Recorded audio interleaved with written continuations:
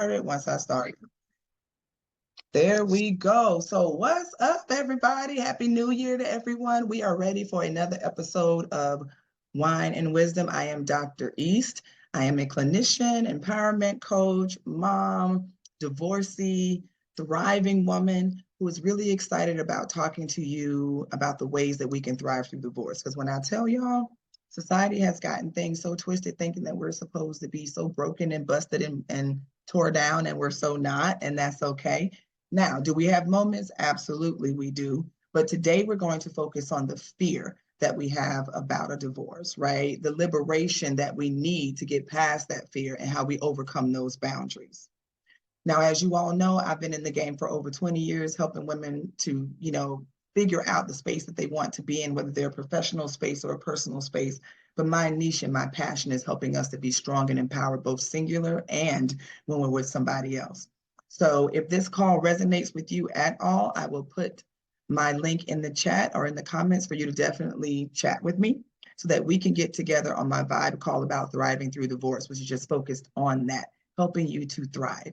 Now, without further ado, it is time to sip, savor, and elevate our minds. Everybody got their drink, their juice, their soda. I got my margarita mix in my fancy glass, and I'm ready to get started. So we're going to take a sip and let's go.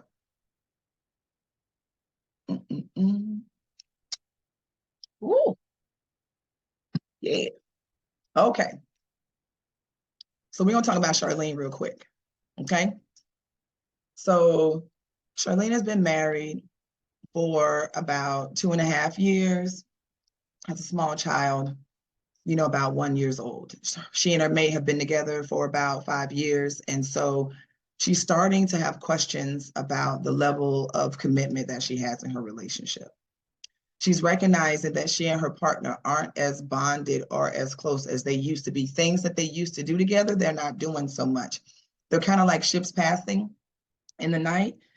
They used to be absolutely connected, going on date nights, spending quality time together, communicating about, outs and ends of their lives. And now they're barely even saying a few words to each other. What she's also noticed is that a majority of the time that they do communicate is about the kid.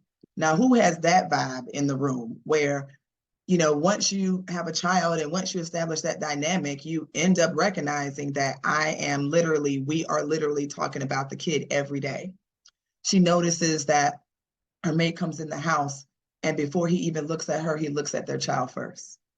Before he even says, "Hey, honey, how are you doing?" he runs to the baby first. Now, I know some of y'all are like, well, that's his kid. He's supposed to run to his child. Who made the baby? I know we did together, but who carried the baby, right? Guess what? God, me, baby, then everybody else. But that's not what Charlene was going through. When her child came, she became second. And guess what? She accepted it. She said, that's not a big deal. It's okay. That's my child. He loves his child. That is the focus. We're going to be okay with that. But was that really the focus? Was that really okay? No, it wasn't. Because more and more, she wasn't expressing what she needed. She wasn't letting him know that she was a priority as well. She wasn't letting him know that at the end of the day, we both made this beautiful creature together. I'm still here. So many times, ladies, we find ourselves in relationships and dynamics where we are growing, we are thriving, and yet it seems like our mate is paying more attention to everything else, including our kids, than to us. And then we feel guilty about even bringing it up. How dare I discuss the fact that I feel jealous that my child is getting more attention than me? Because that's how we're made to feel, right? That we're being petty, we're being ridiculous, we're being jealous. That's how Charlene felt. I can't go to Matt and tell Matt that, I don't like the way that you are hanging out with such and such all the time and you with the baby all the time because I need you to be with me. She had a hard time going to him and saying, I come first. We can go and do some stuff together without the baby. How about that? She felt like she couldn't even say those things. She felt like she was abandoning her role as a mother. She felt like she was being disrespectful to her role as a wife, all because she felt deprived of emotion. Let me tell y'all something. Okay? What we cannot allow ourselves to do is not speak on our truth. Y'all hear me? not say the things that need to be said because we are so concerned about how we're going to be judged, especially being judged by our mates. Therein lies the problem. If I can't go to my mate, my partner, my boo, my 10 toes down, my husband, my my fiance, and tell him or her that, hey, I feel like there's a disconnect here. I feel like, there's no time for me and it's all about the kid. If I can't even approach you with that conversation, there's a problem with our communication. If I can't come to you with an open heart and with feelings of being left out and ask for that connection from the person that I'm supposed to be connected with, from the person that I made the connection to, in order for us to make this baby, we had to connect at least for 5 to 15 minutes. And I can't come to you and express the fact that I need you. I can't come to you and express the fact that I feel abandoned right now, that I feel lost, that my body's not the right space. I don't feel like I'm in shape. I don't feel like I'm as sexy as I was before. I'm trying to cook and clean and do the things that I used to do and maintain the balance. And yet I'm crying every morning in the shower by myself because no one knows, because I don't want to appear weak. I don't want to appear that I don't have it all together. I don't want to let him or her know that I can't handle it. It's not about any of that. It's not about you not handling it.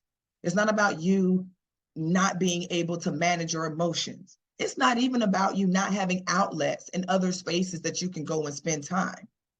There are other spaces, other things that we can do that cultivate us and motivate us and are part of us as women.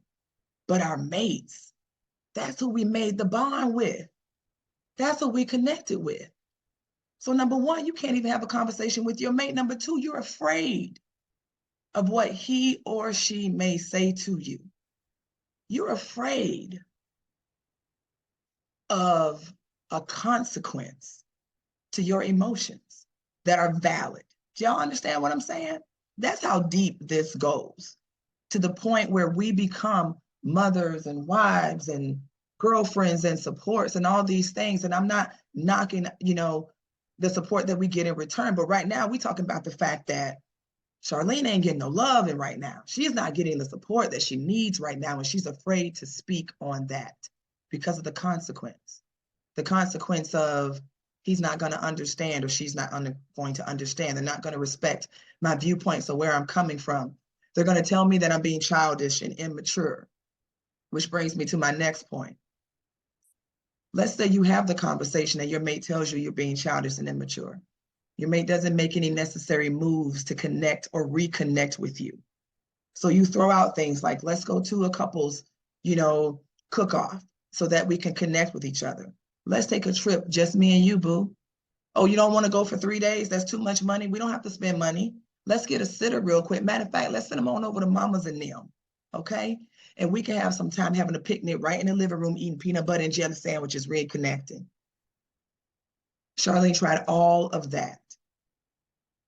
She also went to groups and she read books and she looked at podcasts, and just like you're doing, she did everything except find a person, her person, who could guide her through this process. And there she stayed, stuck, feeling unloved, feeling unwanted. And then she became bitter. She became negative. She stopped doing the things that she used to do in the relationship because she no longer felt like she was being seen. But yet she did not communicate that to her mate. So now you got two people just butting heads and not connecting and passing like ships. And eventually we have to face the fact that our season has ended. She had to recognize that the love that she once had and was receiving was no longer the same. And the efforts that she was making to improve that or to change that or to bring her mate into the conversation was falling on deaf ears, lack of action, no support, and straight dismissal. But she was afraid to make a move. She was afraid to say that it's time to go because of fear of what it would look like to other people. Fear of the consequences, negative consequences of being a single mom in this world. Fear of, what if he's difficult? What if he tries to take me through all this shit that I don't want to go through. Let me tell y'all something. You already been through shit. Real talk. You've already been through it, boo. You've been just surviving all this time. Aren't you tired? You've been making it from day to day, piecemealing your life together, checking off boxes, smizing and smiling when necessary.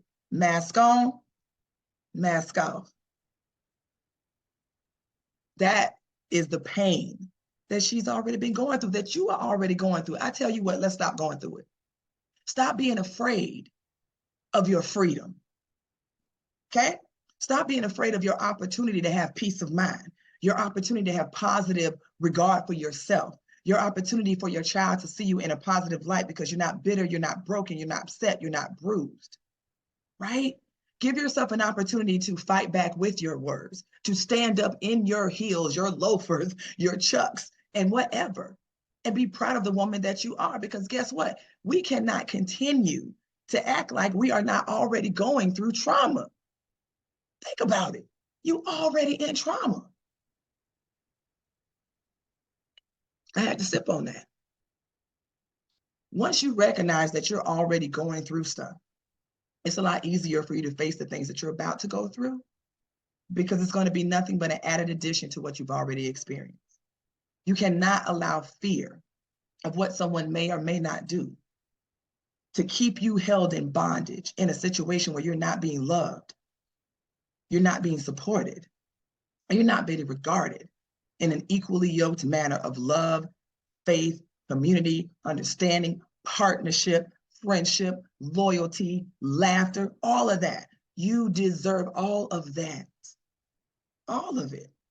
And we are no longer going to sit by passively and allow these things to take place while we suffer in silence. No more suffering in silence, ladies, listen. We are no longer fearful. Okay? We're not fearful. We're determined. Okay? I'm not afraid. What's the word? I can't figure out the word right now. But I'm not afraid. I'm looking forward to the opportunity, right? I'm optimistic. Thank you, somebody in the audience. I'm optimistic. Now, are there going to be some shakes and some turns and some things that are going to go down that are not going to be consistent with what I'm used to? Yes. But that does not mean that I cowered down from who I am and that I accept less than from anybody under any circumstance. Recognize the queen you are. Okay? Now, ladies, if any of this resonated with you, please make sure you check out my vibe call. It's in the link on my profile. I'm also going to add it here in the comments where you can connect with me so that we can get on the phone and help you understand your clarity, your strength, your goals, effective communication with your mate or ex-partner, ability to move forward and set goals for self-development. This is what this is about. We are going to thrive through divorce. I am thriving. I'm glowing up. Do y'all understand? And you're going to glow up too. Again, thank you for joining me for Wine and Wisdom. My name is Dr. East, Coach Empowerment. I want you guys, you women, to start focusing on yourself and get away from the fear, because there's nothing to fear but stagnant behaviors and imprisonment of your heart and bondage of your spirit. We're not afraid to be free. Y'all understand that? All right, I'll check y'all out later. Be safe, be blessed, and I'll see y'all next week. Bye.